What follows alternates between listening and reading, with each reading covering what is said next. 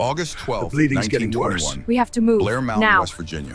All right, Two women I'm with you. Stay hung close. upside down from This is the company fetus. gallows. The scan shows it's Agitators, viable. the sheriff Incredible. called The them. development is advanced. Exactly. We Said must the proceed coal with boats. extreme caution. 95 degrees in the shade. It never changes, no does water, it? no No. mercy. But we 48 endure. hours, Together, and they would we be always dead from have. the blood rushing to their heads from the sun, from the slow The veil crushing weight of thins. their own bodies against iron chains. Declan Mercer had Stay known back! people before. Don't touch For her! the Pinkertons, for the coal companies. I won't let them for take men you! who paid in gold and expected results in blood. This time he cut them down. The road into Logan County wound through mountains that had been gutted like fish. Slag heaps rose black against the August sky. The trees that remained stood skeletal, poisoned by runoff from the mines. Declan's horse picked its way through the ruts, flies thick in the heat.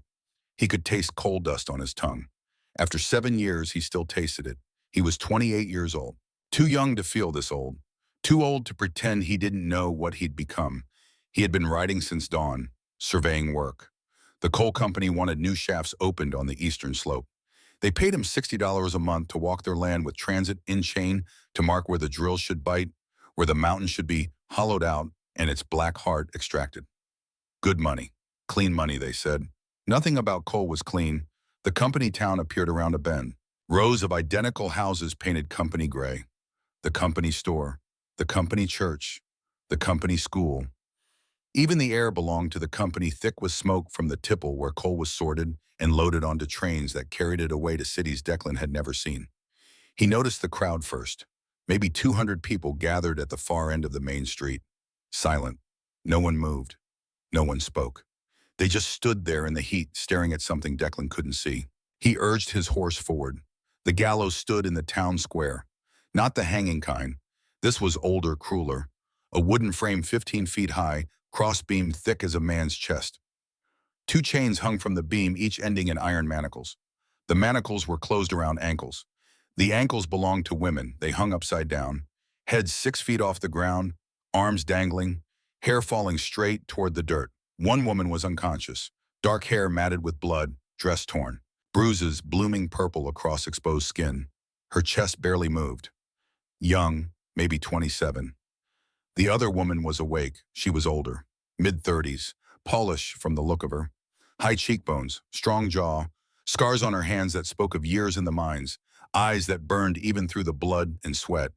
Someone had beaten her before they strung her up. Her nose was broken, lips split, but when she saw Declan, those eyes locked onto his face and didn't let go. A sign hung around her neck, hand-painted, letters crude. This is what happens to Reds and agitators. Declan stopped his horse. The crowd parted. No one looked at him. These were mining families. They knew what happened to people who looked too long at the wrong things. Sheriff Augustus Harlow stood beneath the gallows, 6'2", gone to fat around the middle, but still dangerous. He wore the company badge, same as Declan wore the company pay. His hand rested on his pistol. Behind him stood 3 deputies, young, nervous, fingers on triggers. "Mr. Mercer," the sheriff said, voice like gravel. "Come to see the day's work." Declan said nothing. He looked at the women. The unconscious one's breathing was shallow, erratic. Her skin had gone pale, too pale. Union organizers, Harlow continued, caught them distributing radical literature, inciting violence, conspiracy to riot. Judge Ashford sentenced them to 48 hours on the frame. After that, he shrugged. Well, after that, they won't be organizing nothing. The conscious woman spoke. Her voice was rough, damaged, but clear. "You worked for them." Declan's eyes shifted to her. "I remember your face," she said. "Ludlow, Colorado. 7 years ago. You were Pinkerton then." The crowd stirred. Murmurs rippled through. Pinkerton. The word carried weight in coal country. It meant strike breakers, skull crackers, company thugs who beat men in front of their children and called it law. Declan felt something cold move through his chest. "You let me go," the woman continued. Blood dripped from her mouth as she spoke. "The tent camp, the children. You could have shot me. You didn't." Ludlow. The word opened something in Declan's mind he had kept locked for 7 years. April 20th, 1914, southern Colorado. The sun had risen on a tent city of 1,100 striking miners and their families. It set on ashes and bodies. 21 dead, 13 of them children, shot by company guards. Burned when the National Guard set fire to the tents. The newspapers called it a battle. The survivors called it murder. Declan had been there, 21 years old, Pinkerton badge on his chest, Winchester in his hands, following orders from men who answered to a colonel he'd never met, a colonel whose name kept appearing in dispatches. Voss, Colonel Marcus Voss, military advisor to the coal companies, the man who turned labor disputes into war zones. He saw her now in his memory. This woman, younger then, running through smoke with a child in each arm, other children following. He had raised his rifle, sighted down the barrel. His supervisor was screaming orders. Shoot the agitators.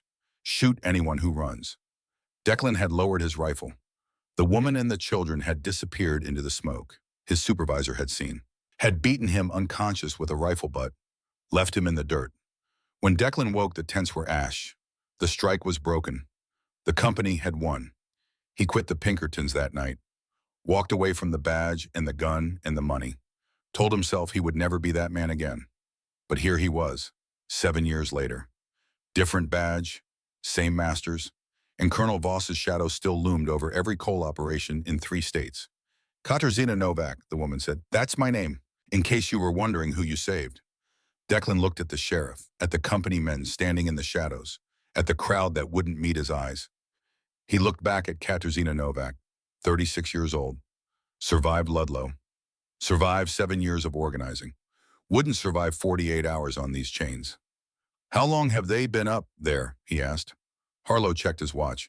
16 hours, 32 to go, unless the heat takes them first. He smiled. It didn't reach his eyes. Declan nodded once. He turned his horse and rode away. Behind him he heard Katarzyna laugh, bitter, knowing. "Coward," she called after him. "Still a coward." He didn't look back. The sun moved across the sky. Declan completed his survey work, marked the drilling sites, filled out the paperwork. But his mind was elsewhere.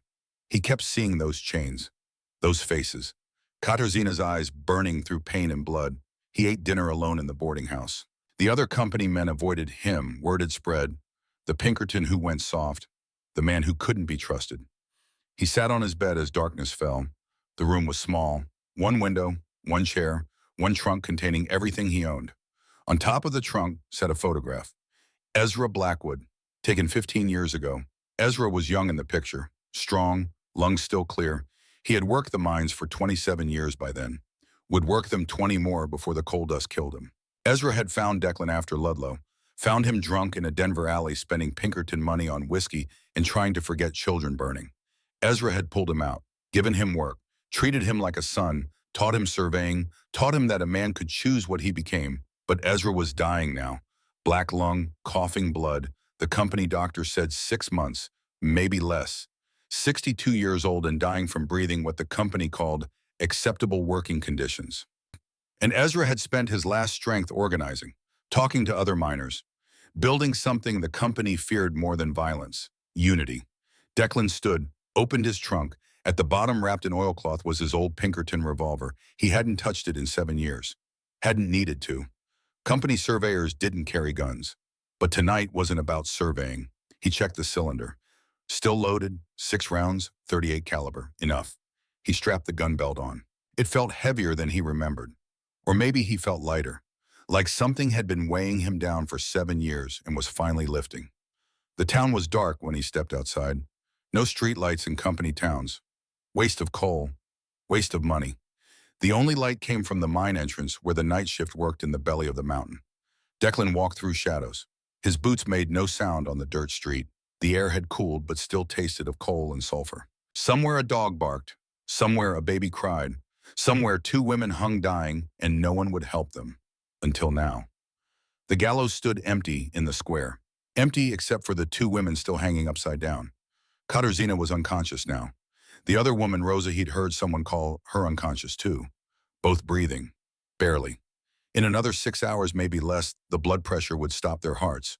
Or the heat would cook their brains. Either way, they would die. Declan walked to the sheriff's office. One deputy sat inside, feet on the desk, reading a newspaper by lamplight. Young, maybe 20. Soft hands. Not a miner's son. Company import. Declan opened the door. The deputy looked up. Smiled. "Mr. Mercer, late night for surveying?" "Need some wire cutters," Declan said. "Got a fence line down on the eastern property." "Tool shed's locked. Sheriff has the key." "Where's the sheriff?" "Company house. Playing cards with Mr. Drummond and the judge. The deputy's smile widened. Big game. They'll be there till dawn. Colonel Voss is in town too, inspecting security arrangements. Whole county's on edge with this union business. Voss, the name hit Declan like a fist. So the colonel was here, personally. That meant the company was more worried than they let on. Wire cutters in your desk, Declan asked. Nah, tool shed's the only. Declan hit him. One punch, clean. The deputy's head snapped back and he dropped. Out cold. Declan caught him before he hit the floor. Lowered him gently into the chair. Arranged him like he was sleeping. The tool shed was behind the office. Declan kicked the lock. It broke on the second kick. He found wire cutters. Heavy ones.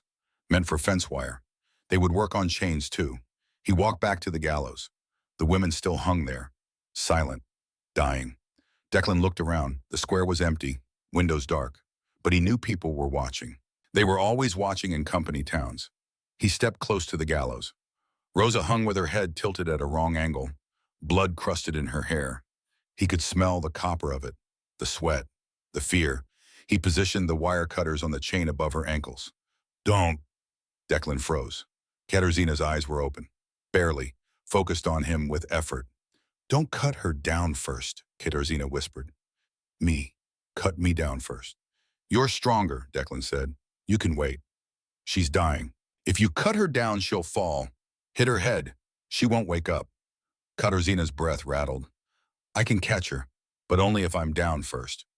Declan moved to Katerzina's chain. Why, she asked. He positioned the cutters. Why now, she pressed. You walked away. 16 hours you walked away. I know. So why? Declan met her eyes, upside down, broken, burning. Because I walked away at Ludlow, he said, and I've been walking away ever since. 7 years of telling myself I was different, better. But I'm not. I'm the same coward I always was, unless I do this. He cut. The chain parted with a sharp crack. Katerzina dropped. Declan caught her, took her weight, lowered her to the ground. She gasped, groaned. Blood rushed back to her legs. Agony. She bit down on it. Didn't scream. The other one, she managed. Rosa, now. Declan cut Rosa's chain. Katerzina on her hands and knees crawled beneath. Rosa fell. Katerzina caught her head, cradled it, kept it from striking the ground. Rosa didn't wake. She's breathing, Katerzina said. She was crying now, tears cutting tracks through the blood and dirt on her face. She's still breathing. Footsteps, multiple sets, running. Declan turned. The deputy stood at the edge of the square, jaw swelling where Declan had hit him, gun drawn. Behind him, 3 more men, company security, armed. Mr. Mercer, the deputy said, voice shaking. What the hell are you doing? Declan stood. His hand moved to his own gun, the Pinkerton revolver. 7 years dormant, he drew it, smooth, muscle memory. The deputy's eyes went wide. Your company, the deputy said. You work for them. You can't. I don't work for anyone who does this, Declan said. They'll hang you. Probably. One of the security men raised his rifle. Declan recognized him. Pike, former Pinkerton. They'd worked together once. Put the gun down, Mercer, Pike said. Don't make this worse. Worse than what? Worse than watching 2 women die for asking for fair wages. They're agitators, Reds. They knew the risks. They're human beings. Pike's finger moved to the trigger. Last chance. Declan fired, not at Pike, at the ground between them. The bullet kicked up dirt. Everyone flinched. Next one's not a warning, Declan said. Katerzina was on her feet now, swaying but upright. She grabbed Rosa, tried to lift her, failed, too weak. Declan backed toward them, guns still trained on the company men. We're leaving, he said. You can try to stop us. Some of you will die, or you can let us go and tell the sheriff we got the drop on you. Your choice. The deputy looked at Pike. Pike looked at the other 2 security men, 4 guns against 1. Good odds, except Declan was Pinkerton trained. They knew what that meant. He would drop 2 before they could aim, maybe 3. The 4th might get wham, might. The deputy lowered his weapon. Go, he said quietly. Take them and go, but go now, before the sheriff comes back. Declan nodded once. He holstered his gun, bent down, lifted Rosa in his arms. She weighed nothing. All bone and will, 27 years old and already half dead from 16 hours on the chains. Katerzina limped beside him. Her legs barely held her. Every step was agony, They moved through darkness, away from the gallows, away from the square, toward the edge of town where the forest began and the company's reach ended. Behind them, the deputy watched them go. Didn't raise the alarm, didn't move. Good kid, Declan thought. Still has a choice in front of him. They reached the tree line. Declan looked back once. The town was dark, silent, but he knew that silence wouldn't last. By morning, every company man in 3 counties would be hunting them. They had maybe 6 hours, maybe less. Where are we going? Katarzyna asked. Her voice was stronger now, blood flow normalizing, the body healing what it could. The mines, Declan said. There's tunnels, old workings, abandoned shafts. I know them all. Surveyed every inch. That's the first place they'll look. It's the only place they won't find us. If we go deep enough. They entered the forest. The darkness was complete. No moon, no stars, just trees and roots and the constant risk of falling. But Declan knew these woods, had walked them for 2 years marking drill sites and measuring slopes. He led them true. The mine entrance loomed, black mouth in the mountain, rails leading into darkness. The night shift was working deeper tunnels. These upper levels were abandoned, played out, dangerous, perfect. Declan knew every inch. He had surveyed them, mapped them, marked the bad timbers, the gas pockets, the places where the mountain wanted to fall. He carried Rosa into the dark. Katarzyna followed. The mountain swallowed them. Inside, the air changed. Cooler, damp, the smell of coal and earth in deep time. Water dripped somewhere.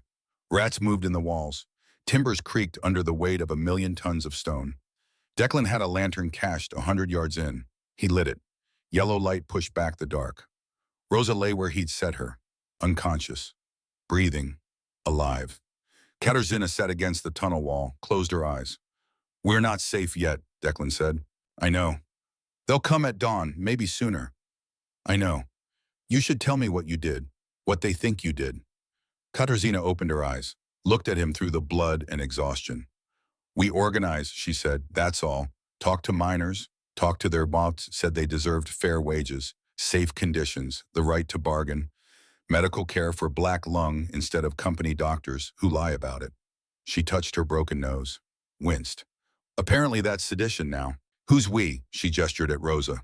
Her, me, about 40 others, families, good people who wanted their children to eat, who wanted their husbands to come home alive at the end of a shift. The companies see it different. The company sees profit.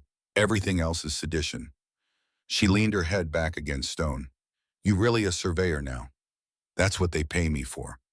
But you were Pinkerton. You know how they think, how they operate. I know how they kill. Then you know they won't stop. We cut those chains, we declared war. Declan said nothing. She was right. In company towns, there was no law except company law, no justice except company justice. He had freed 2 convicted agitators. That made him an agitator too, made him target for everything the company could throw. Why did you really come back? Katarzyna asked. At Ludlow, you let me go. Could have been a mistake. Fog of war. But tonight, August, tonight you came back, walked into danger, threw away everything. Why baya? Declan sat down across from her. The lantern flickered between them. There's a man, he said. Ezra Blackwood. Works the deep shaft. 47 years in the mines. He's dying, black lung. Company won't pay for doctors. Won't pension him. Says he should have known the risks.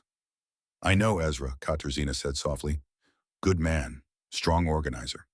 He's the one got me this surveying job. Vouched for me when nobody else would. Said I deserved a second chance after Ludlow. Declan looked at his hands. They were shaking. He's been organizing too, quiet-like, talking to the older miners, building something. We know he's one of ours, one of the best. The company knows too. Katarzyna went still. How do you know? I heard them talking 3 nights ago. The sheriff, Mr. Drummond, Judge Ashford. They were at the company house, playing cards. I was fixing the porch rail. They didn't know I was there. When he met her eyes. They're going to kill him. Make it look like an accident. Roof collapse. Gas explosion. Something clean. When? Soon. They didn't say when, but soon. Katarzyna was quiet for a long time. Water dripped. The mountain groaned. Rosa's breathing was the only sound that mattered. There's more, Katarzyna finally said. Isn't there? More than you heard them say. Declan pulled something from inside his coat. Papers, folded, stained with his sweat and someone else's blood. I found these in the surveying office 2 days ago. Company ledgers. They weren't supposed to be there. Clerk left them out by mistake. I copied what I could before he came back. He handed them to her. I don't understand all of it, but I understand enough. Katarzyna unfolded the papers, held them close to the lantern light. Read. Her face changed. Color drained. Hands started shaking. "Oh God," she whispered. "What is it?" She looked up at him, eyes wide, horrified. "Do you know what you have here? Numbers, payments, names I don't recognize. These are payroll records for people who don't exist." She pointed at a column. "See these union security consultants. The company is paying them. 20 men, $40 a week each. I don't understand. They're paying union organizers, our organizers, company money." Her hands shook. "They're buying our own people, turning them, making them provocateurs." The word hung in the air, provocateurs. "They want violence," Katarzyna said. Her voice was hollow. "Dead. They've been pushing for it. Some of our people have been saying we should arm ourselves, fight back, attack company property. I thought they were just angry, scared, but they were on company payroll the whole time. Why would the company want you to fight? Because peaceful organizing works. It spreads. Other minds see us succeed, they organize too. Company loses control. Profits drop. Shareholders complain." She looked at the papers again. "But if we turn violent, we're terrorists. Bolsheviks. The government sends in troops, federal troops, crushes us, makes an example. No other mind dares organize for 20 years. The company wins. Again." Declan felt sick. They've been playing both sides. They've been playing everyone. She flipped to another page. Her breath caught. "And look at this. Look who's authorizing the payments." Declan looked. One name appeared again and again. Authorization signature. Colonel Marcus Voss. "I know that name," Declan said quietly. "He was at Ludlow, military advisor to the coal companies. Turned a labor dispute into a massacre. He's here now, runs security for Drummond Coal and half a dozen other companies. Former Army, has connections in Washington. He's the one who convinced the government that we're a threat." "How do you know?" "Because we've been intercepted communications. Messages going back and forth. Voss has been feeding intelligence to the War Department, saying we're armed, saying we're planning insurrection. All lies. But the government believes him because he's a colonel, a war hero. So federal troops are coming. Already moving. We got word yesterday. 3,000 soldiers mobilizing from Fort Bragg. They'll be here in 3 days. My God. They'll crush us, and it'll all be legal, all justified, all based on lies fed to them by a colonel who profits from the killing." A sound echoed from deeper in the tunnel. Footsteps. Voices. The night shift changing. Moving through the deep workings. Declan killed the lantern. Darkness swallowed them. They sat frozen, silent. The voices faded. The footsteps receded. Darkness remained. Katarzyna's voice came through the black. "We can't hide forever. I know. And when they find us, they'll kill us. I know that too." So what do we do? Declan thought about Ludlow. About children burning. About walking away. About 7 years of telling himself he was different now. Better. Clean. Nothing about coal was clean. "We fight," he said, "but not with guns, with truth. They'll bury the truth same as they bury us. Not if we get it out first. Not if we show people what's happening. The payroll records, the provocateurs, Voss's lies, all of it. How? There's a newspaper, Charleston, the Gazette. Editor's name is Morrison. He printed union stories before, got threatened for it. But he printed them. Charleston's 2 days from here, through company land. I know the land. I surveyed it, every trail, every back road, every place where a man could hide." Rosa stirred, moaned, her eyes fluttered open. For a moment she didn't know where she was. Then memory came back. Pain, fear. She tried to sit up, failed. "Easy," Katarzyna said. She moved to Rosa's side, held her. "Easy, you're safe." "Kat," Rosa's voice was broken, raw. "I'm here." "Where?" "Mines. Old tunnels. We're hiding." Rosa looked around, saw Declan in the shadows. "Who's that?" "The man who cut us down." Rosa stared at him. "Why Bweshkem?" "Working on that," Declan said. A bell rang, distant, echoing through the tunnels, the alarm bell, reserved for emergencies, cave-ins, gas, fire, or escaped prisoners. "They know," Katarzyna said. The bell kept ringing. Declan relit the lantern. We need to move. Deeper. The old Maryland shaft. It's condemned but stable. I checked it last month. How far? Half mile. Through water. Will be. A gunshot cracked through the tunnel. The bullet hit stone 5 feet from Declan's head. Sparks flew. Rock chips stung his face. Men poured into the tunnel entrance. 8 of them, led by Sheriff Harlow, guns drawn, lanterns blazing. Pike was there. The deputy. Others Declan didn't recognize. End of the line, Mercer, Harlow's voice boomed. You and your red friends come out now, maybe you only hang. Make me come in there and I'll make it hurt first. Declan looked at Katarzyna, at Rosa, 2 women who wanted nothing but fair wages and safe minds, who had been beaten and hung and hunted for it. He looked at the sheriff, at the company men behind him, at the guns, at Pike, his old Pinkerton colleague, a man who knew what Declan could do. He drew his revolver. Go to hell, Harlow, he said. He fired. The tunnel exploded with sound, gunfire, shouting. The lantern shattered. Darkness and muzzle flash. Declan fired twice more. Heard someone scream. Heard someone fall. Run, he shouted. Katarzyna grabbed Rosa, half-carried her deeper into the tunnel. Declan followed, firing behind him, covering them. A bullet caught him. Left side, just above the hip. Not through and through, grazed the skin, burned like fire, but didn't stop him. The company men pursued, firing wild, bullets screaming off stone. One miner knew tunnels. Company men didn't. They fired at shadows, at echoes, at ghosts. Declan led Katarzyna and Rosa through turns he knew by heart, left at the collapsed timber, right at the water seep, straight through the narrows where a man had to turn sideways. The Maryland shaft was close now, 100 yards, 50. Behind them, the company men were closing in. They had more lanterns, more guns, more men. They reached the Maryland shaft. The entrance was blocked, timbers nailed across it.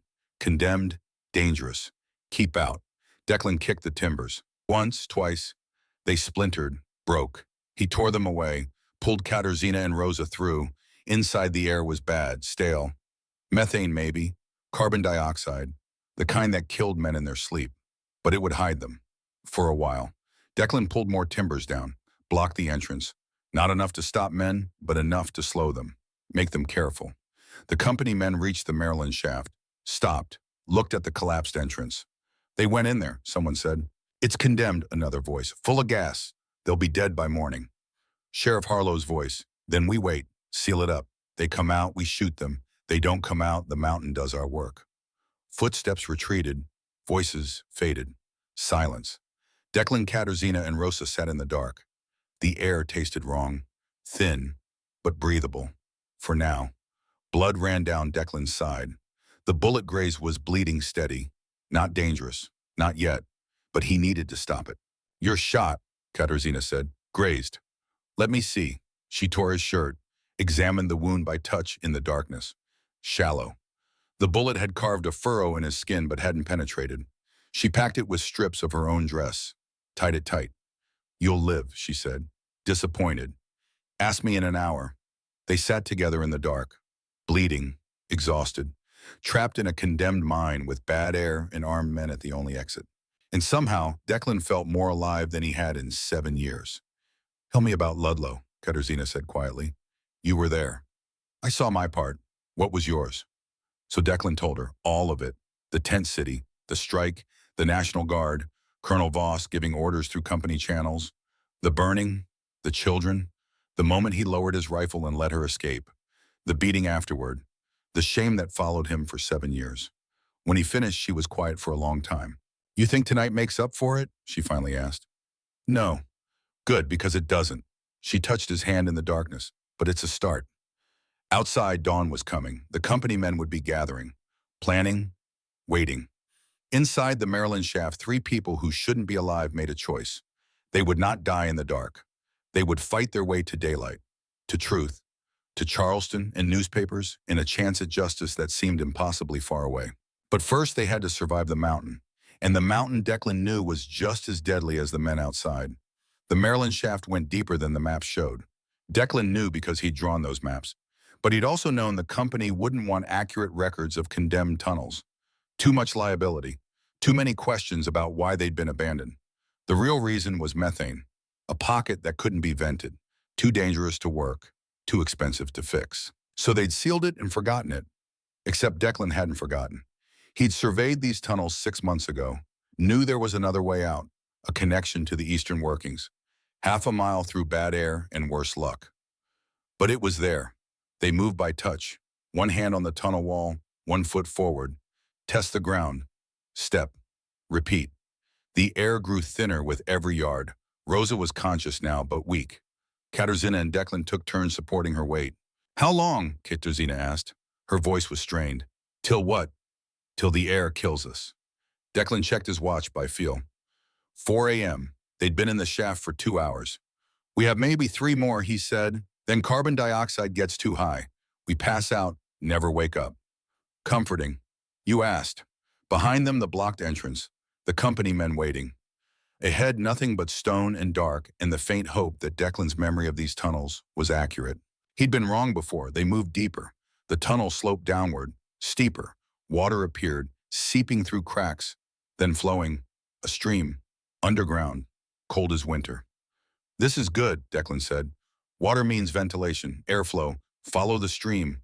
They waded in. The water was ankle deep, then knee deep, then waist.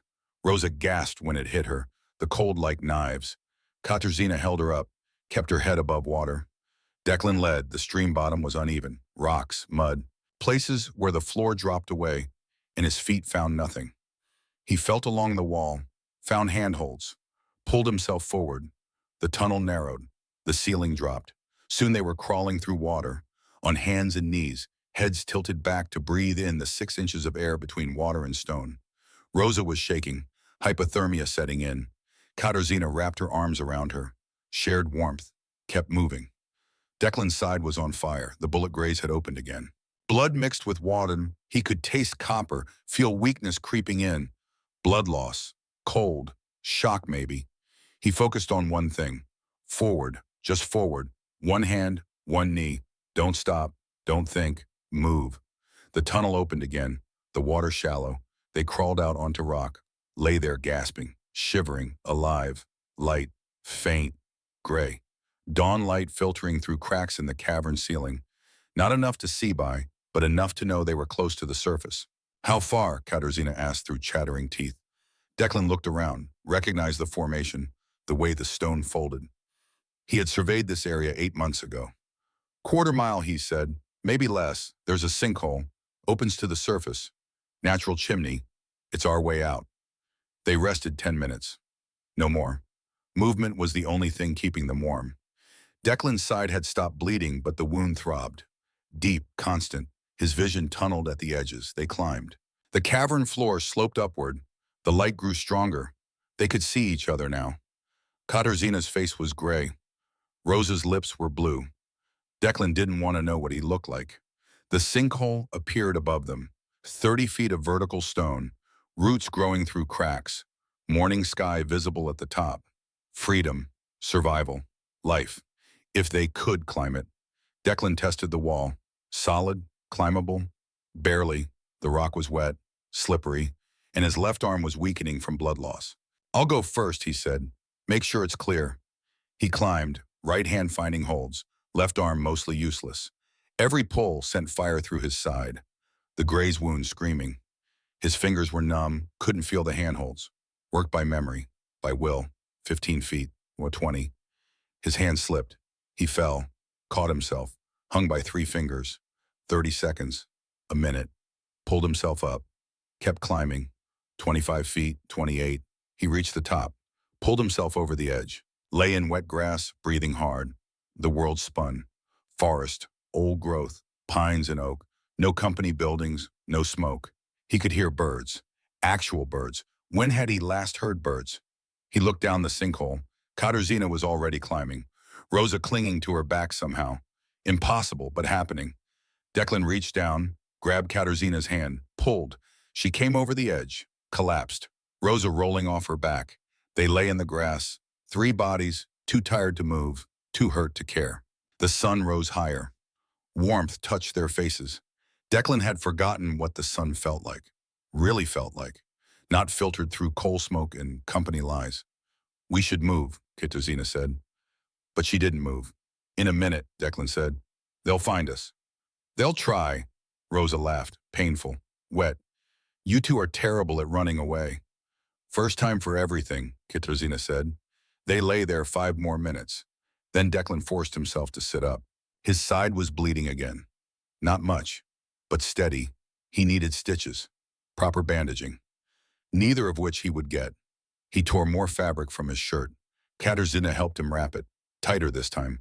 Her hands were steadier now, warmer. Where are we? She asked.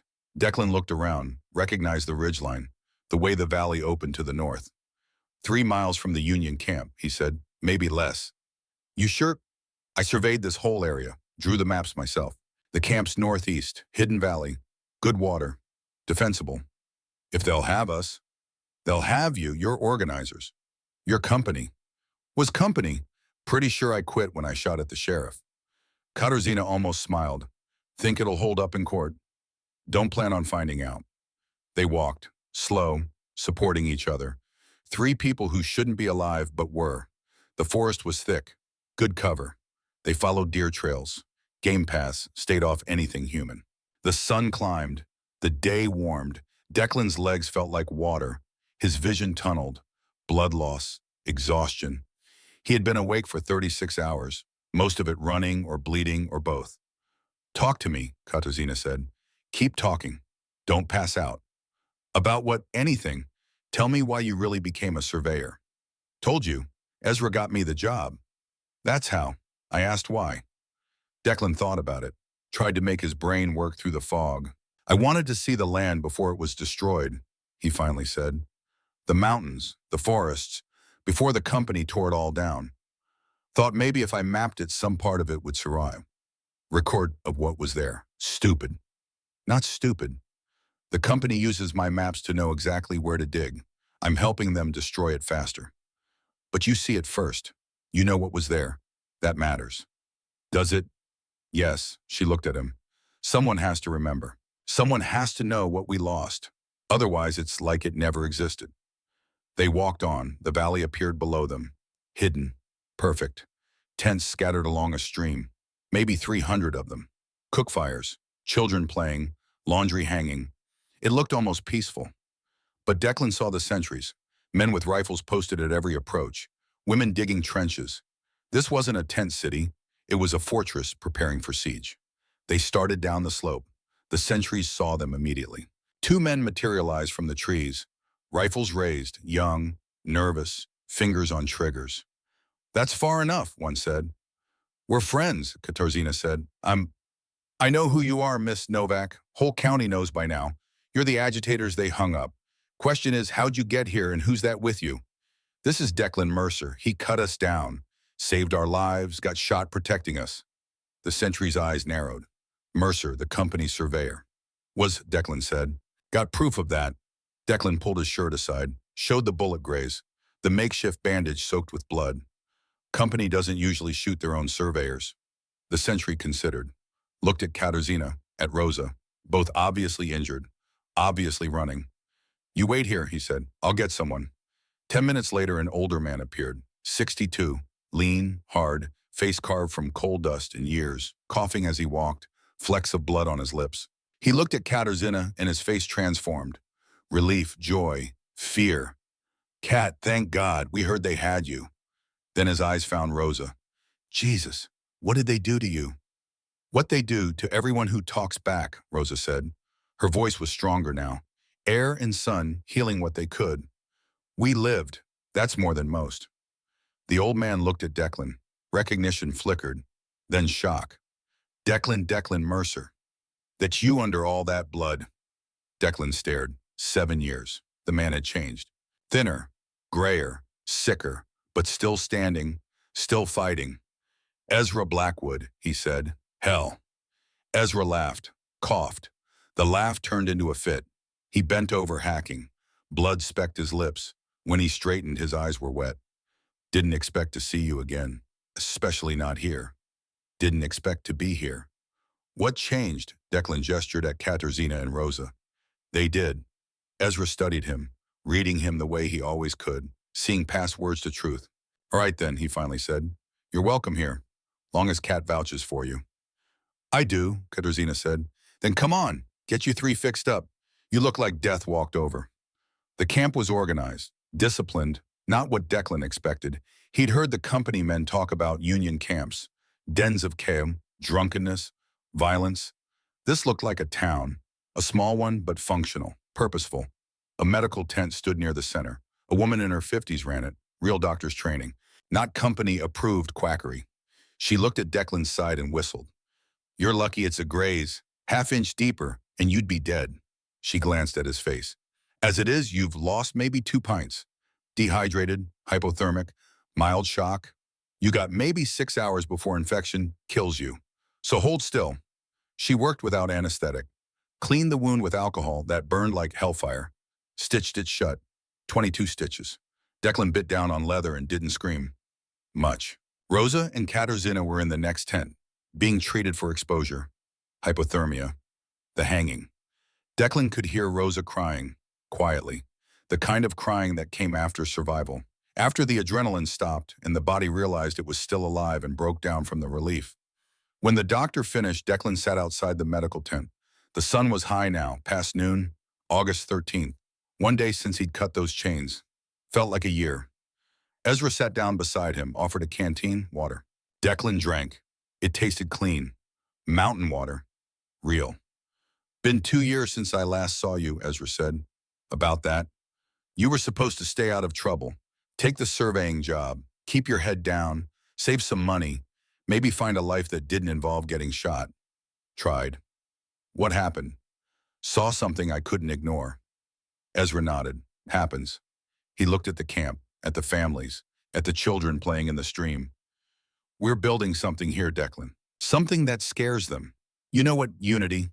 Unity, Ezra smiled, coughed blood into a rag. 600 families, minors, we've kids, all saying the same thing.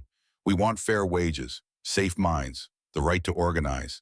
Medical care for black lung instead of being told it's our own fault for breathing their poison. Nothing radical, nothing violent, just basic human dignity. Company won't allow it. Company doesn't get to decide anymore. Ezra's voice was hard. Steel under the sickness. We decide. We stand together. We make them negotiate. They'll send troops. Let them. We're not breaking any laws, just standing together. Peacefully. Let the whole country see federal soldiers attacking families who want fair wages. Declan pulled out the papers, the ones he'd taken from the surveying office, handed them to Ezra. You need to see these. Ezra read. His face changed, color draining, hands starting to shake. He coughed, blood on the papers now, smearing the names, the numbers. Where did you get this? His voice was barely a whisper. Company files, they left them out by mistake. Or maybe not by mistake. Maybe someone wanted them found. These names, these are our people, our organizers. Some of them, others are company plants, provocateurs. Ezra read further. His jaw tightened. They're paying them to push for violence, to make us look like radicals. So the government has an excuse to crush us. That's the plan. Who else knows about this? Just us and Kat and Rosa. Ezra stood. We need a meeting. Leadership. Now, if we have infiltrators, we need to know who, before they get us all killed. Within an hour, 20 people gathered in the largest tent, union leaders, organizers, the ones who had built this camp from nothing. They sat in a circle, passing the papers, reading, understanding, faces growing dark. One man stood abruptly, mid-30s, well-dressed for a miner. Clean hands that had never swung a pick. Declan noticed the hands.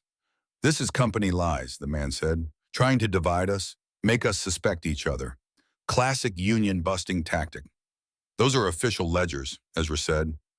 Calm, controlled, but Declan heard the steel underneath. Company payroll, names, amounts, dates. Could be forged. By who, Declan? He just got shot protecting our people. Why would he forge documents to help the company? The well-dressed man looked at Declan. Maybe that's the plan. Get himself shot to gain credibility. Bring false evidence. Turn us against each other. Classic infiltration. Katarzyna spoke up from the tent entrance. Declan saved my life, and Rosa's, at great cost to himself. He risked everything. Or maybe, the man's voice rose, maybe that was the plan all along. Rescue the organizers? Become a hero? Bring false evidence designed to destroy us from within? Ezra stood slowly. Sit down, Drummond. Drummond. The name hit Declan like a physical blow. He looked at the man again. The clean hands, the soft face, the family resemblance was there if you knew to look for it. You're Silas Drummond's son, Declan said. The tent went silent. My father's choices aren't mine, young Drummond said, but his voice had changed, defensive, caught. What's your first name? Declan asked. That's not your first name. Silas, Jr. Declan looked at the ledgers, ran his finger down the names. Found it there in black ink. Silas Drummond, Jr. Union Security Consultant. $40 a week, every week for 6 months. He held up the paper, showed everyone, pointed to the name. That's a forgery, Drummond said, voice rising, panic creeping in. I never took company money. I'm here because I believe in the cause. When did you join us? Ezra asked. Voice quiet now. Dangerous. 6 months ago, I wanted to help. Help, Ezra's voice was flat, dead. Like how you've been pushing for armed resistance, saying we should attack a company property, start shooting first. That kind of help. We need to defend ourselves. We need to win. Ezra stepped on forward, each step deliberate. And we were winning. Peaceful organizing, growing membership, support from other unions, national attention, until people like you started pushing for violence, making us look like the radicals the company claims we are. Drummond's hand moved to his coat, fast, came out with a pistol, small, concealed, loaded. Everyone froze. You're destroying everything, Drummond said, his voice cracked. Breaking. My father built this county, built these mines from nothing, gave people tools, gave them homes. You think you can just take it, just organize, and everything changes? Just demand and receive. We're not taking anything, Katarzyna said from the entrance. Just asking for what's fair, fair wages for dangerous work, safety measures that prevent men from dying, medical care for the diseases your father's mines cause. Fair, Drummond laughed. Bitter. Broken. Nothing's fair. Life isn't fair. My father worked himself half to death building this company. Started with nothing. 1 shaft. 20 men. Now it's 3,000 employees. You think that happened by being fair? I think it happened by being ruthless, Rosa said. She had entered behind Katarzyna, still weak but standing, by cutting corners on safety, by paying starvation wages, by working men to death and calling it acceptable losses. You don't understand business. You don't understand what it takes to survive in this industry. We understand what it takes to survive in your minds, Ezra said. 47 years I've breathed your coal dust, coughing up blood for the last 5. Your father's doctor says it's not the mine's fault, says I should have known the risks, should have worked somewhere else if I didn't like it. You had a choice. No, we didn't. That's the point. Ezra took another step.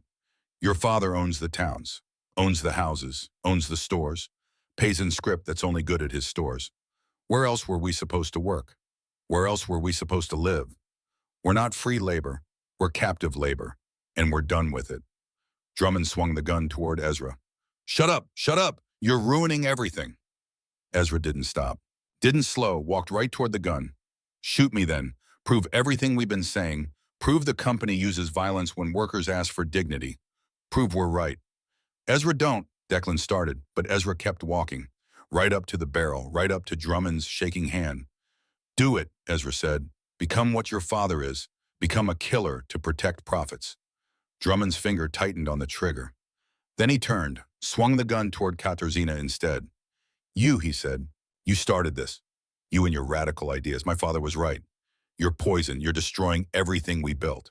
He fired. Ezra moved, old, sick, but fast. He tackled Drummond just as the gun went off. The bullet missed Katarzyna, hit canvas. Drummond's second shot went wild. They went down together, struggled, the gun between them. It fired again, once, twice. Ezra gasped, went still, blood spreading across his chest. Declan was already moving. He hit Drummond, hard. No technique, pure rage. Drummond's head snapped back. The gun fell from his hand. Declan kicked it away, hit him again, breaking bone, breaking teeth. Hands pulled him off. 3 men, holding him back while he fought, while he screamed. Ezra lay on the ground, 2 bullet wounds, chest and abdomen. Too much blood. The doctor was already there. working frantically, but her face said everything. Declan knelt beside Ezra, took his hand. It was cold, already fading. Ezra, no, don't. Please. Ezra's eyes found him, focused, despite the pain, despite the dying. Declan, voice weak, wet with blood, knew you'd find your spine, eventually. Don't talk, save your strength. For what I'm dead, just taking the scenic route.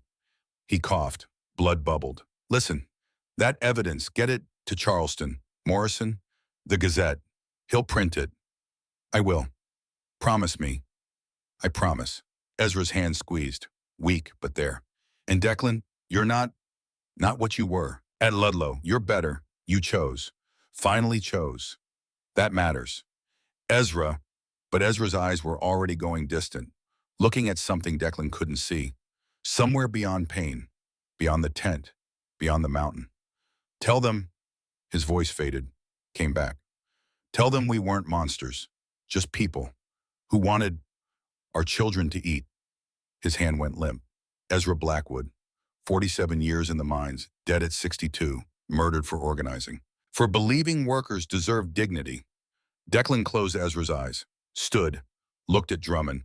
The young man was conscious, bleeding from where Declan had hit him, terrified. Please, Drummond said. I didn't mean I just, please. Declan walked away. If he stayed, he would kill him. Beat him to death with his bare hands. And Ezra wouldn't want that. Ezra believed in justice, not revenge. Believed people could be better than their worst moments, even when those moments got him killed. Outside the tent, Katarzyna found him. She didn't speak, just stood there beside him. Presence, solidarity. They killed him, Declan said, voice hollow. I know. He was good. He was trying to help, and they killed him. I know. How many more? How many more good people have to die before something changes? Katarzyna took his hand. As many as it takes, until there's enough of us who refuse to walk away. Inside the tent, the leadership was deciding Drummond's fate. Declan didn't care. Didn't want to know. Ezra was dead. Nothing else mattered, except it did. Because Ezra had died for something, for evidence, for truth, for the chance that maybe this time the sacrifice would mean something. An hour later, the leadership emerged. They had voted. Drummond would be turned over to federal authorities. Not company law, federal. With the evidence, with testimony, let the government decide. But they needed someone to take him. To Charleston. With the papers. With the proof. I'll go, Declan said, before anyone could ask. You're hurt. Still bleeding. I'll make it. I promised Ezra. Katarzyna stood. I'm going too. Kat. Ezra was my friend, my mentor. This is my fight. I'm going. Rosa tried to stand. Managed it this time. Stronger now. I would come, but I'm still weak. Can barely walk straight. You stay, Katarzyna said. Keep the camp together. Keep organizing. We'll need you here when we get back. Rosa nodded. Embraced Katarzyna. Whispered something Declan couldn't hear. They prepared quickly. Drummond was tied. Gagged. 2 horses borrowed from miners who'd kept them hidden. One for Declan and Katarzyna. One for Drummond. The evidence wrapped in oilcloth, hidden in saddlebags. As they mounted up, a runner came. Young boy, out of breath, terrified. Federal troops, he gasped, moving in, 3,000 men, coming from the north. Colonel Voss is leading them personally. How long, Declan asked. 2 days, maybe less. They're moving fast. The camp leadership gathered again. Quick consultation. The decision was unanimous. We don't run, the head organizer said. A woman named Martha, 50 years old, lost her husband to a mine collapse. 2 sons to black lung. We stay. Organize defensive positions. Non-violent. Just stand our ground. Let the whole country see federal troops attacking peaceful miners. Attacking families. They'll crush you, Declan said. Voss doesn't care about cameras or witnesses. He'll kill everyone here and call it putting down an insurrection. Then let him try. But we'll make sure the world knows what happened. Make sure our deaths mean something. Katarzyna looked at the camp, at the families, at the children who didn't understand what was coming. We'll get to Charleston, she said. Tell Morrison to send reporters, photographers, now, before the troops arrive. If there's going to be bloodshed, the whole country will see it. Go fast, Martha said. You have maybe 40 hours. Declan and Katarzyna rode out, Drummond between them. The sun was setting. They had 40 hours to reach Charleston. to publish the evidence, to maybe save 600 people from federal massacre. Behind them, the camp prepared. Women digging trenches, men building barricades, children being evacuated through the southern pass, families clinging to each other. Knowing what was coming, refusing to run, ahead 30 miles of mountain, company land, bounty hunters, and Colonel Voss's federal army. They rode through the night, pushing hard. The horses were good, strong, company horses ironically.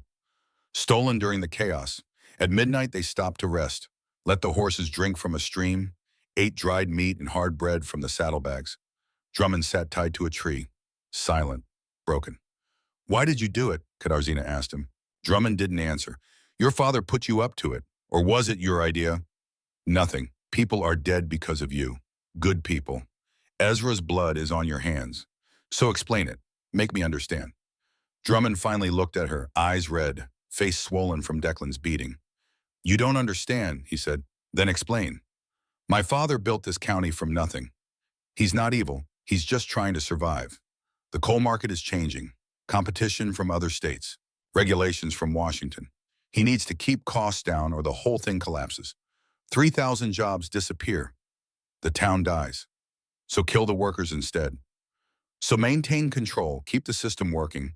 The mines employ 3,000 people, their families, 6,000 people who depend on those jobs. If the union wins, if wages go up, if safety regulations cost too much, my father goes bankrupt. Those jobs disappear. Is that better? If the wages are so low, people die from them, yes. Better no job than a job that kills you. You're an idealist. The world doesn't work on ideals. It works on power, economics. My father has power. He's using it to survive. That's all. He's using it to murder people who ask for dignity. He's using it to protect what he built. Can you blame him? Yes, Katarzyna said. I can. Because what he built is a system that treats people as disposable. That profits from their suffering. That kills them and calls it acceptable losses. So yes, I blame him, and I blame you for helping him. Drummond looked away. I thought I could make it better, from inside. Join the union. Moderate the extremists. Find a middle ground. But you won't compromise. You want everything. Fair wages, safety, rights. You want to destroy the system that employs you. We want to change a system that's killing us. That's not the same thing. To my father it is. They rode on, silent, Drummond's words hanging in the air like smoke. At dawn they had covered 18 miles, 12 more to Charleston. The horses were exhausted. So were they, but they couldn't stop, not yet. They saw riders behind them at sunrise. 6 men, company men, bounty hunters maybe, tracking them through the forest. Can we outrun them? Katarzyna asked. Declan looked at the horses, at Drummond, at the distance remaining. No, he said, not with 3 horses and you riding double. They'll catch us in an hour. Then what? Then we make them work for it. They found a narrow pass, rocks on both sides, perfect ambush position. Declan tied the horses in cover, positioned Drummond behind a boulder, drew his revolver, 4 bullets left. He'd used 2 in the mineshaft escape.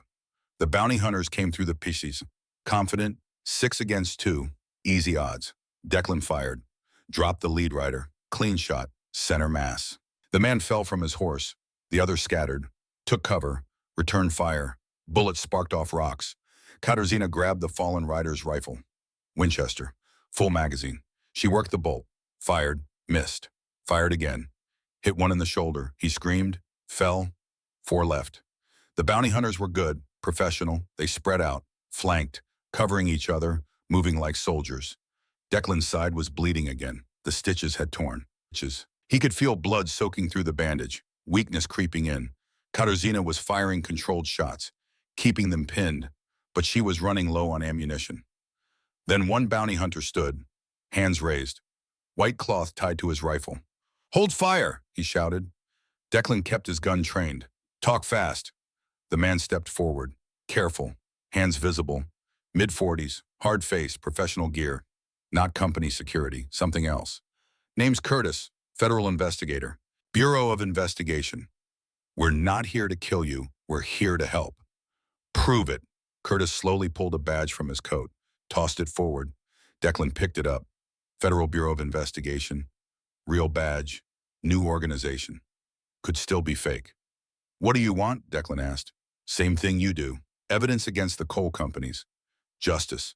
We've been investigating Drummond Coal for 8 months. Heard about what happened at Blair Mountain. About the papers you found.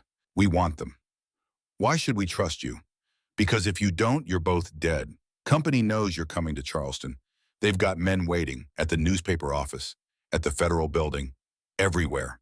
You walk into town, you walk into a death trap. Katarzyna called out, "What about the camp? The family's federal troops are moving in." We know we're trying to stop it, but we need the evidence first. Need proof that Colonel Voss and the companies have been lying to Washington, manufacturing threats, creating the very violence they claim to be stopping. You know about Voss. We know he's been running security for multiple coal companies. Know he's got connections in the War Department. Know he's been pushing for military intervention against peaceful organizers. But we can't prove it. Not without those papers you're carrying. It was too convenient, too perfect. But Ezra was dead. The camp was hours from assault, and Declan was bleeding out. Sometimes you had to trust someone. All right, Declan said. But we come with you, and Drummond comes too, as insurance. Curtis nodded. Agreed. We've got a secure location in Charleston. Federal building, armed guards. We can protect you there. Get the evidence to Washington. Stop the assault before it starts. How do we know you'll really stop it? You don't, but you're out of options and out of time. He was right. They rode together, all of them, to Charleston, to the federal building. Curtis was true to his word. Federal agents were waiting, real ones. They took the evidence, took Drummond, took statements from Declan and Katarzyna. Within 2 hours, telegraphs went out to Washington, to other bureau offices, to newspapers across the country. The story broke by evening. Front page, coal company conspiracy exposed. Provocateurs planted in unions. Federal investigation launched. The troops heading to Blair Mountain received new orders. Stand down. Protect the camp. Investigate, don't attack. Colonel Voss was ordered to Washington for questioning, but orders took time to reach men in the field, and time was running out. August 15th, 1921. 2 a.m. Charleston Federal Building. Declan sat in a chair that was too soft. A doctor was stitching his side properly this time. The bullet graze had gotten infected. Mild sepsis setting in, antibiotics, real ones, not company medicine. Katarzyna was in the next room, being treated for exhaustion. Hypothermia, the lingering effects of hanging upside down for 16 hours. She would live. They both would. But Ezra was still dead. Agent Curtis entered. He looked tired, hadn't slept in 2 days probably. The evidence is solid, he said. Drummond Sr. is finished. Judge Ashford, Sheriff Harlow, 23 company security officers.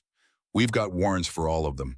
Racketeering, conspiracy, murder, attempted murder. What about Voss? Declan asked. Curtis's face darkened. That's complicated. He's got friends in Washington, war hero, decorated officer. But we're building a case. Financial ties to the companies, fabricated intelligence reports. If we can prove he knowingly lied to the War Department, can you stop the assault on the camp? We sent orders. Stand down. Protect, don't attack. But what? But Colonel Voss left Washington before the orders reached him. Flew to West Virginia yesterday. He's personally leading the operation. And he's not responding to telegraphs. Declan felt cold. He's going to attack anyway. We don't know that. I know Voss. He was at Ludlow. He doesn't care about orders. Doesn't care about evidence. He cares about winning. About crushing any threat to company profits. He'll massacre that camp and call it putting down an insurrection. We've got agents heading there now, with copies of the evidence, with orders directly from the Attorney General. They'll stop him. When will they arrive? Curtis checked his watch. Noon, maybe earlier. And when do Voss's troops reach the camp? Best estimate dawn, 6 hours. 6 hours, 600 people, including children. I need to go back, Declan said. You're in no condition. I don't care. I made promises to Ezra, to those people. I'm not sitting here while they die. Katarzyna appeared in the doorway. She'd heard everything. I'm going too, she said. Kat, you can barely stand. Then I'll sit on a horse. But I'm going. Those are my people, my friends. I won't abandon them. Curtis looked between them, saw something in their faces that couldn't be argued with. All right, he said. I'll get you horses, fast ones. And I'm coming with you. We all are. Every agent we can spare. Maybe federal presence will give Voss pause. It won't, Declan said, but it's better than nothing. They rode out at 3 a.m. Declan Katarzyna Curtis and 6 other federal agents. The doctor had forbidden it, given Declan morphine for the pain, said he'd probably tear his stitches again, probably bleed out before they reached the camp. Probably wasn't definitely. They rode hard, 28 miles in darkness. The horses were good, government issue, bred for endurance, but 28 miles in 3 hours was asking a lot. They asked anyway. Dawn broke as they crested the final ridge. The valley spread below. The camp, 600 people, families, children, workers who wanted nothing but dignity. And surrounding them, federal troops. 3,000 soldiers, artillery positions on every ridge, machine gun nests. This wasn't crowd control. This was a military operation, a siege. And leading them on horseback was Colonel Marcus Voss. Declan knew him on sight, 50 years old, ramrod straight, uniform perfect, the same man who had given orders at Ludlow, who had turned a labor dispute into a massacre, who profited from every death, every broken strike, every crushed union, the man who made the company's violence legal. They rode down, fit, reckless, into the valley between the federal lines and the camp. Soldiers moved to intercept. Curtis showed his badge. Federal Bureau of Investigation, authority from the Attorney General, stand down. The soldiers hesitated, looked to their officers.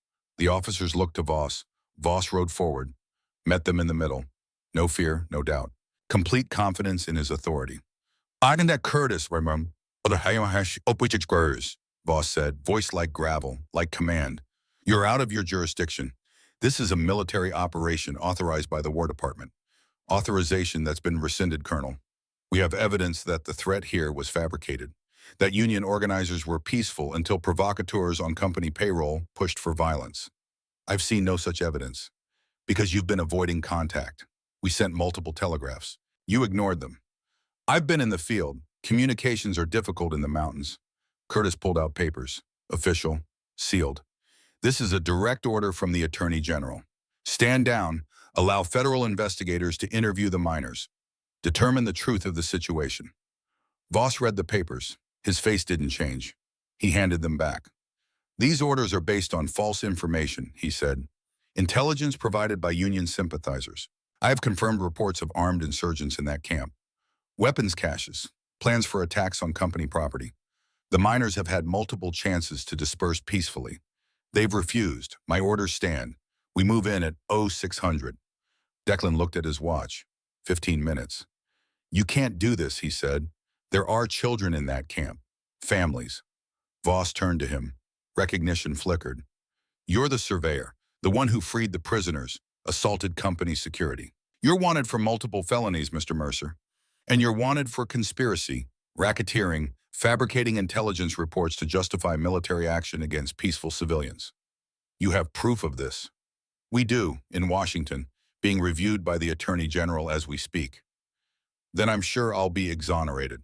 Voss's smile was cold. As I was after Ludlow, as I've been after every operation.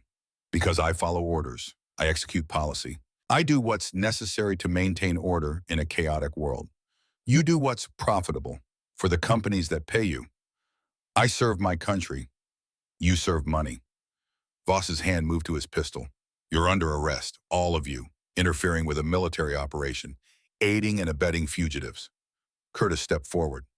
Colonel, I'm a federal agent. You have no authority. I have authority granted by the president to suppress insurrection by any means necessary. Voss gestured. Soldiers moved forward, surrounding them. You'll be detained until this operation is complete, then released with apologies and explanations. But you will not interfere. You're making a mistake, Katarzyna said. Her voice was steady, calm. Those people down there aren't insurgents. They're workers, parents, people who want fair wages and safe minds. Kill them, and you're not stopping rebellion. You're creating it. Then we'll crush the next one too, and the one after that, until people learn that order must be maintained. 15 minutes became 10. Declan looked at the camp, saw people moving, defensive positions, nonviolent, just standing their ground. Women, children, men too old to fight, all of them refusing to run, refusing to abandon the idea that workers deserve dignity. He looked at Voss, at the soldiers, at the artillery that would tear through tents and bodies alike. And he made a choice. He spurred his horse, not away, toward the camp. At full gallop. Declan, no, Katarzyna shouted, but he was already moving, racing down the slope, between the federal lines toward the camp. Soldiers raised rifles. Voss shouted orders. Stop him!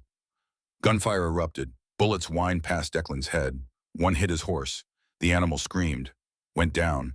Declan jumped clear, rolled, came up running. More gunfire. His side was bleeding again. The stitches had torn. He could feel it, but he kept running. He reached the camp perimeter. Miners pulled him inside, behind barricades. Safety. Temporary safety. Katarzyna had followed. Against orders. Against sense. She rode through the gunfire. Her horse made it. Barely. She dismounted. Ran to Declan. You idiot. You absolute idiot. Had to warn them. We know. Martha was there. The head organizer. We know the attack is coming. We've been preparing. Preparing how you can't fight 3,000 soldiers with shovels and prayer. We're not fighting. We're witnessing. Cameras are set up. Reporters are here. 3 of them. Morrison sent them yesterday when we telegraphed. They've been filming everything. Every movement. Every gun. When Voss attacks, the whole world will see. Declan looked around, saw the cameras, saw the reporters, young men with notebooks and determination. It won't stop him, Declan said. Voss doesn't care about cameras. He'll kill everyone and destroy the film. Then the reporters will write it, send it by telegraph. We've set up runners, multiple escape routes. Voss can't catch everyone. This is suicide.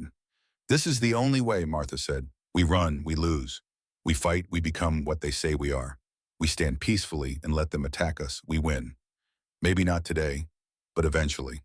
The truth wins. The sun rose higher. 0600 arrived. Voss's voice boomed across the valley, amplified by megaphone. This is your final warning. Disperse immediately or face military action. You have 5 minutes. No one moved. 5 minutes passed. Fire, Voss said.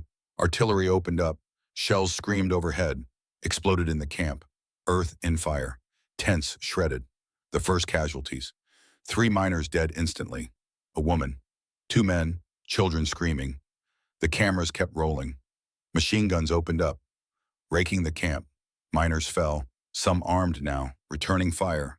A few, not many, mostly just standing, dying, refusing to run.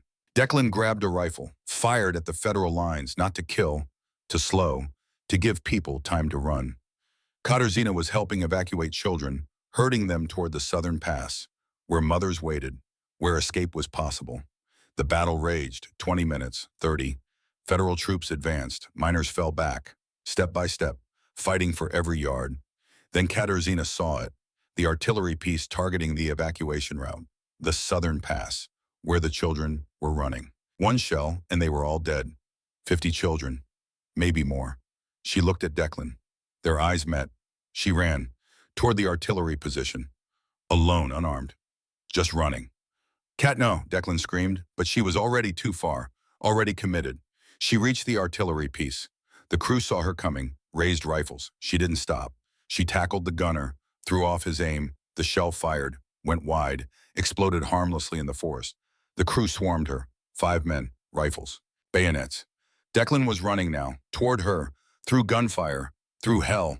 He saw the bayonet go in, saw Katarzyna gasp, fall. He reached her, fought through the artillery crew, shot 2, clubbed another with his empty rifle. The others fled. He knelt beside Katarzyna. Blood, too much blood, bayonet wound, abdomen, through and through. Cat, no, no, stay with me. Her eyes found his, focused, despite the pain. The children, they're safe, you saved them. She smiled, blood on her teeth. Good. I'm getting you out of here. No time, she coughed. Blood. Declan, listen, this isn't over. The evidence, the reporters. Make sure people know. Make sure we weren't monsters. Just people who wanted fair wages. You were right about everything, about fighting, about not walking away. You didn't walk away. This time you stayed. That matters. Cat. Her hand found his, squeezed, weak. Tell Rosa. Tell her I'm sorry. Tell her to keep fighting. Keep organizing. Don't let them win. I will. And Declan, after this, after everything, find something, Find something worth living for, not just dying for. Promise me." "I promise." She smiled again. Liar. Her hand went limp. Katarzyna Novak, 36 years old, survived Ludlow, survived hanging, survived 7 years of organizing against impossible odds, dead saving children from artillery. Declan held her body, tears cutting tracks through the blood and smoke on his face. Around him the battle raged, but something had changed. The reporters were running, film in hand, notebooks filled, racing toward horses, toward escape, toward telegraph offices. Curtis and his agents had broken free, were forming a line between federal troops and the camp, showing badges, shouting about federal authority. Some soldiers were stopping, lowering weapons, confused, uncertain. But Voss wasn't stopping. He rode forward, pistol drawn, shouting orders, demanding the advance continue. A shot rang out. Voss fell from his horse, wounded, shoulder, not fatal but incapacitating. No one knew who fired. Didn't matter. His second-in-command called ceasefire. The guns went silent. Smoke drifted across the valley. Bodies lay everywhere. 23 miners dead. 15 federal soldiers. Katarzyna. Others. So many others. But the cameras had captured it all. The peaceful camp, the federal assault, the massacre of families. All of it documented. Undeniable. The reporters reached Charleston by noon, filed their stories. Telegraph wires sang. By evening, every newspaper in the country had it. Blair Mountain Massacre. Federal troops fire on peaceful miners. 38 dead. Children among the casualties. Public outrage was immediate, overwhelming. Congress convened emergency sessions. The Attorney General launched full investigations. The President himself called for accountability. Colonel Voss was court-martialed, charged with war crimes, exceeding orders, fabricating intelligence. He died in prison 3 years later. Heart attack. Some said it was justice. Some said it was mercy. Silas Drummond Sr. was convicted on 17 counts. Racketeering, conspiracy, murder. 25 years in federal prison. He served 4 before dying. Also heart attack. The mines killed him as surely as they killed the men who worked them. Sheriff Harlow got 15 years. Died in year 7, stabbed by another inmate, former miner. No one investigated too closely. The miners won the right to organize. Federal protection for union activity. The Wagner Act passed 1935, largely because of Blair Mountain. Safety regulations, minimum wage, black lung compensation. All of it built on blood and sacrifice. It wasn't everything, but it was something. Katarzyna Novak's death had bought that something. 3 years later, August 1924, Declan stood at a memorial. Stone marker, simple, direct. Katarzyna Novak, organizer, hero, mother of the movement. She fought so others could breathe. The memorial stood at the edge of the old camp. The tents were gone now, replaced by permanent housing. Union housing, the miners owned shares in a cooperative. Strange new world. Rosa stood beside him. Healthy now, strong. She ran the union's medical fund, making sure miners got real treatment, real care, making sure black lung didn't kill them before they turned 50. She would hate this, Rosa said, gesturing at the memorial. Why, too much attention on one person. She always said it was about all of us, together, not heroes, just people standing up. The people need heroes, need to know someone was willing to die for something bigger. Maybe, but Kat would say we should be celebrating the living, the ones still fighting, still organizing. Other people gathered, miners, families, people who had been at Blair Mountain, who had stood in those trenches waiting to die, who had survived because Katarzyna saved the children instead of herself. One old miner approached Declan, 70 maybe, face carved by decades underground. "You're Mercer," the old man said. "I am. You cut down the Novak sisters, started all this. I helped. Kat and Rosa did the rest. You were company. Was. What are you now?" Declan thought about it. 3 years of investigating for the Bureau, exposing company abuses, testifying in trials, hunting down the men who profited from worker deaths. "Just a man trying to pay off a debt," he said. "Debt to who?" "To the people who died believing things could change." The old miner nodded. "You believe that things can change." Declan looked at the memorial, at Katarzyna's name carved in stone, at Ezra's name beside it, at the 38 others who died that day. "Yes," he said. "I believe things can change if enough people refuse to walk away." The old miner extended his hand. "Then welcome home, son." They shook. The memorial service began. Simple. No preacher, just people sharing stories. About Katarzyna, about Ezra, about the organizing, about what had been won.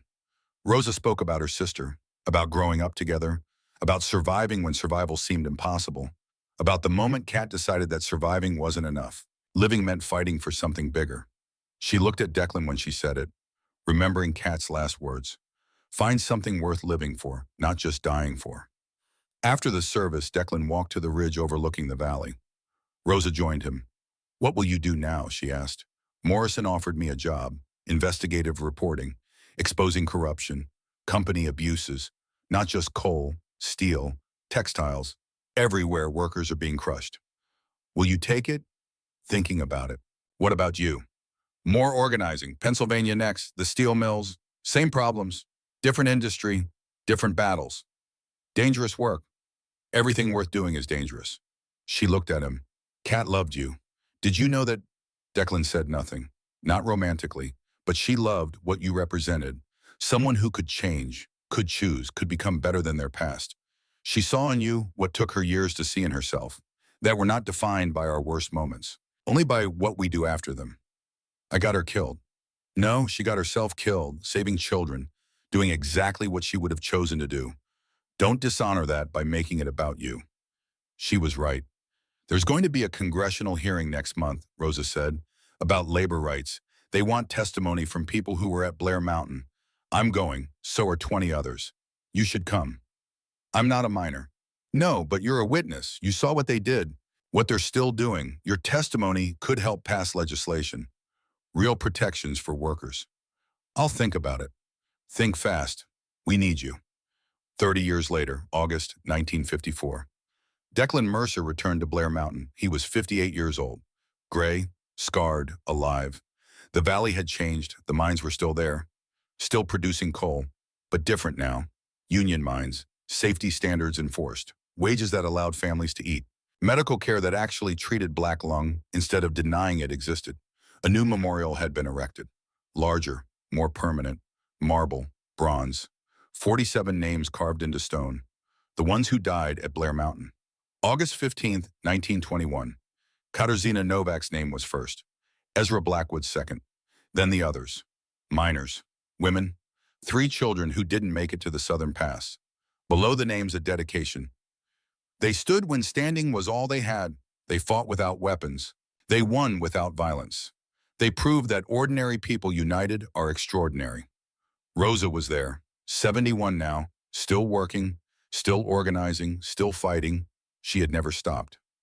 Other survivors gathered, old now, but alive, still carrying the memory, still telling the story to children and grandchildren.